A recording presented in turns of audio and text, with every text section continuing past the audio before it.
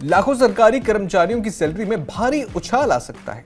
भारतीय railway technical supervisors association यानी IRTSA ने 8वें पे कमीशन को लेकर एक ऐसा फॉर्मूला सौंपा है जिसमें सीनियर कर्मचारियों को 400% तक की बढ़ोतरी का प्रस्ताव है। एक ही फिटमेंट फैक्टर की बजाय उन्होंने 5 अलग अलग फैक्टर्स सुझाए हैं जो जूनियर और सीनियर कर्मचारियों के बीच फर्क को और बढ़ा सकते हैं। ये खबर अभी बहुत चर्चा में है क्योंकि देखिए 8वें पे कमीशन की कंसल्टेशंस चल रही हैं।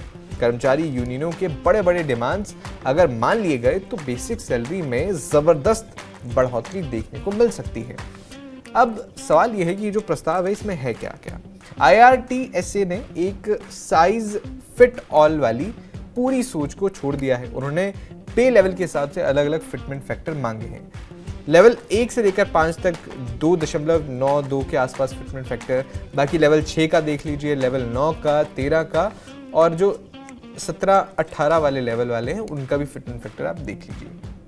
उदाहरण के तौर पर अगर किसी सीनियर कर्मचारी की मौजूदा बेसिक सैलरी 2.5 लाख है तो नई सैलरी लगभग 11 लाख हो सकती है। मिड लेवल वाले कर्मचारी जिनकी सैलरी बेसिक सैलरी 45,000 है उनकी सैलरी 1,57,000 तक पहुंच सकती है। ये एसोसिएशन रेलवे के टेक्निकल स्टाफ के लिए अलग पे स्ट्रक्चर, तेज प्रमोशन, 5% सालाना इंक्रीमेंट और 50% DA को बेसिक में मर्जर की भी मांग कर रहा है। बाकी यूनियनों की मांगे IRTSA के अलावा NCJCM और दूसरे संगठन भी जोर दे रहे हैं। कई यूनियनें उनका कहना है कि 3.83 फिटमेंट फैक्टर और मिनिमम बेसिक पे 69,000 की मांग है उनकी तरफ से। कुछ ने तो 4 तक फिटमेंट फैक्टर की भी बात कही है। साथ ही 6% सालाना इंक्रीमेंट और फैमिली यूनिट फॉर्मूला को 3 से बढ़ाकर 5 करने की डिमांड पर भी जोर दिया जा रहा है। अब बता दें कि पुरानी पेंशन स्कीम यानी ओल्ड OPS की बहस फिर से गर्मा गई है। 8वें पे कमीशन में OPS को वापस लाने की मांग भी तेज हो गई है। कर्मचारी यूनियन NPS को बाजार पर निर्भर बताते हुए कह रहे हैं कि रिटायरमेंट के बाद सुरक्षित आय उन्हें चाहिए। हालांकि सरकार के लिए ये बड़ा खर्चा होगा, इसलिए OPS की पूरी बहाली की जगह कुछ गारंटीड पेंशन प्रोटेक्शन की बात भी चल रही है।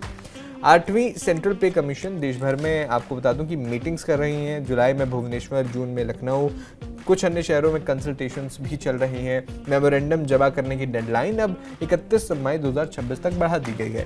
रिपोर्ट 2027 में आने की उम्मीद है इस पे कमीशन की और नई सैलरी जो है 1 जनवरी 2026 से ही लागू मानी जा रही है। बाकी आपको क्या लगता है कि अगर ये मांगे क्या मानी जाएंगी या सरकार अपना ही फिटमेंट फैक्टर का नया फॉर्मूला लेके आएगी? अपनी राय कमेंट बॉक्स में जरूर बताइएगा।